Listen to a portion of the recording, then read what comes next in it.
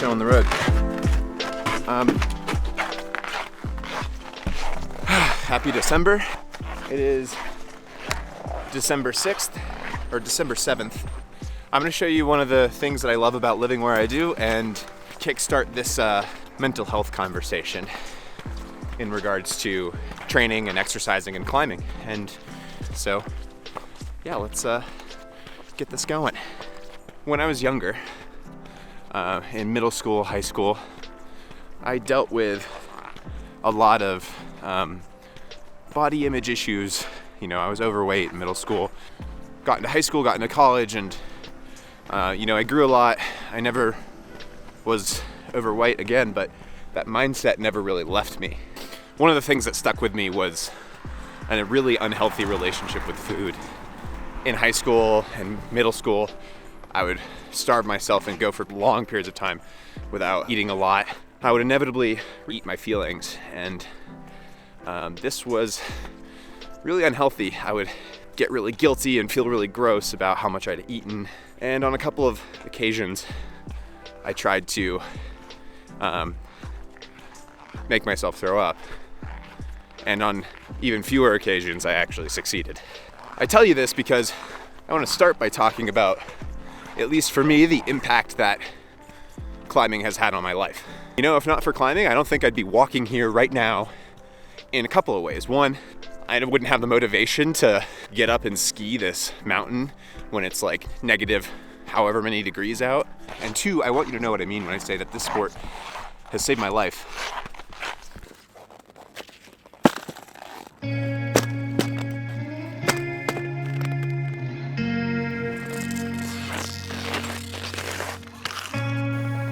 Training for these objectives gives my life some like absolute and pretty definite structure. And to be perfectly honest, when coronavirus hit, I was starting to train for the Cathedral Traverse, which is the first 3 peaks on the Grand Traverse. This mountain right here that I'm in the process of skidding up was responsible for my sanity for the months of March, April, entirely. And that's one of the big reasons why I train. Like, you know, before Michelle died, before we had that conversation, I was looking for a goal to do that would give my life some structure. You know, I was really worried if I ever have to switch to freelance video, will I have the discipline? Will I have the commitment to give my life that sort of structure? With training, I've kind of proved to myself that I can. I've proven that I can pick something that is entirely my responsibility, hold myself accountable to it, and do it. It's really done a lot to like let me believe in myself, if that makes sense. Part of the reason I'm talking to you is to hold myself accountable. The people who say don't talk to other people about your goals, well, personally, I think they're full of shit. If you have people who care about you and your well-being and those things you want to do, talk to them about it. Talk to them about your progress. They'll hold you accountable, but you know, it also gets them invested too, which is really cool because there are so many mornings that I wake up and I don't want to get on the bike. I don't want to go up this mountain. I'll roll over in bed and think to myself, fuck it, I don't want to do this. And then I'll kind of blink and find myself with my snow pants already on or like sitting on the trainer. And I'm like, well, I guess I'm doing this. For me personally, the reason I still get up, even in zombie mode, I think is because I've gotten other people invested. It's no longer about myself. Being able to share that with other people is a really special thing.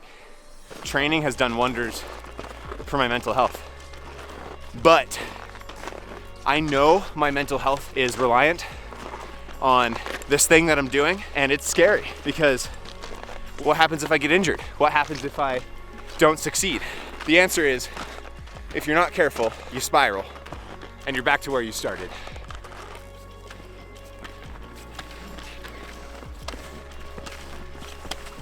That's one of my favorite parts right there.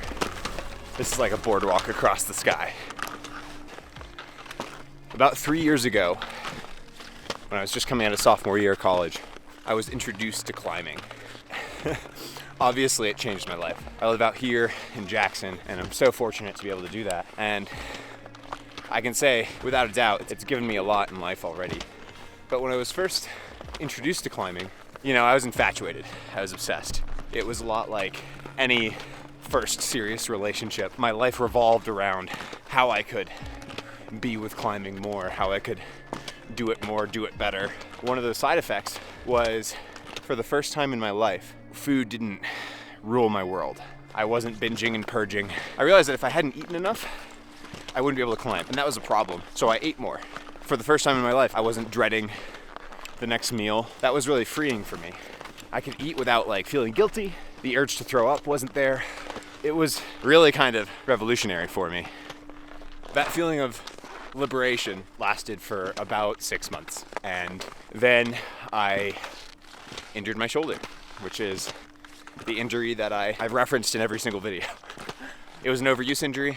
It was simply because there was a problem at the gym, a boulder problem that I just did over and over and over again. I could get my hands on the last hold and I would just slip off. You know, it was that final dynamic movement to the last hold that ended up hurting my shoulder in the first place. I built up so much scar tissue and injured it so badly that I couldn't climb for 6 or 8 months. About a month after I injured myself, all of my urges to starve myself and to make myself throw up came back with a vengeance. And I realized that I hadn't beaten whatever it was I was dealing with. I realized that I just simply swapped one addiction for the other, and that my relationship to climbing didn't fix my relationship to food, and my relationship to climbing may not have been that healthy in the first place. I am incredibly privileged to live here. I'm so lucky to have a job out here that uses, you know, my passions for video.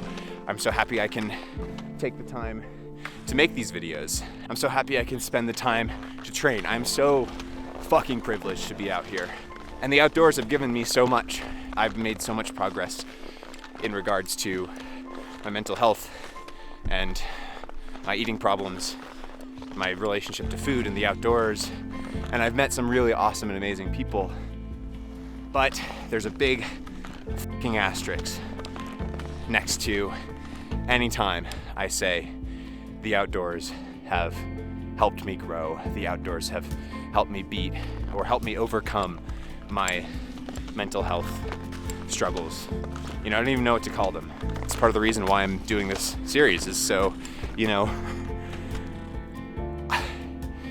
if someone out there who wants to climb and be an alpinist and sees me talk about how I made myself throw up in middle school, I starved myself in middle school and high school, then maybe they will feel encouraged to talk about it with someone, because I sure as hell didn't. And I want to be there for someone in a way that my role models just weren't for me, because dudes don't get eating disorders.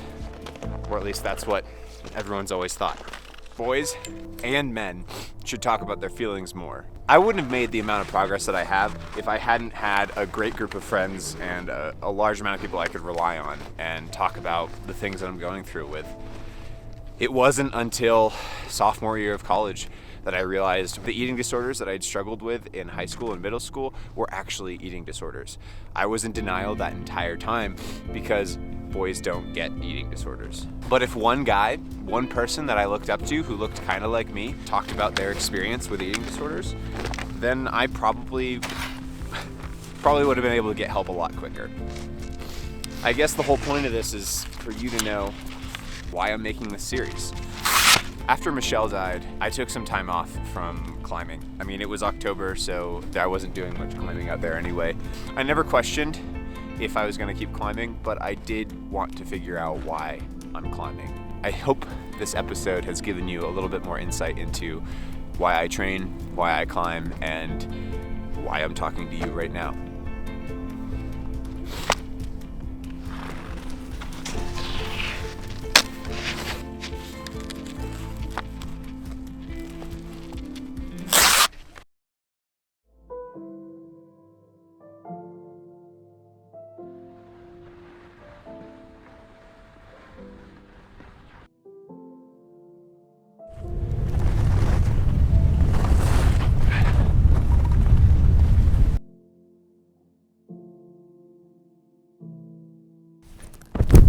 Hello, welcome to my childhood bedroom. Welcome to the end of another video. It is New Year's Eve. Happy end to the cursed year. It's not the end to our problems, but it is the end to an arbitrary number, so we can all stop talking about it now. Anyway, couple disclaimers. This was the first video where I really talked about any sort of mental health dealio, and in it I talked about the ways that training in the outdoors have helped me in my mental health journey. I just want to disclaim that that was not a diagnosis, a prescription for anyone, really. I think the beautiful thing about the outdoors is that there's no right way to interact with it. There are definitely bad ways, but you know, there's no correct relationship with the outdoors, and I think everyone should foster their own relationship and decide what they want out of it and what they want to put into it. If you're struggling with depression or any other sort of mental health issue, the only thing I am within my right to recommend is that you talk to someone, and you should get some sort of help if you need it. There's a lot of white dudes out there on the internet who are trying to tell people how to use nature. That is not this. This was really just me sharing how I choose to interact with the outdoors and the ways it's helped me. Training's not for everyone. I'm not saying that every person who's depressed should train to climb a mountain. I think, you know, it might help some of you, but it's up to you to know yourself and know if that's for you or not. Couple last notes. Thanks for watching this video, as always. It was a little different this month. It's gonna be different every single time. I'm gonna stop talking about how each video is different. I am home here in Maine, and my parents have COVID as of right now. My sister and I do not. It's a good thing I chose not to film my time home, because it wouldn't have been very interesting anyway. It would have just been me sitting in this room staring at a wall. So,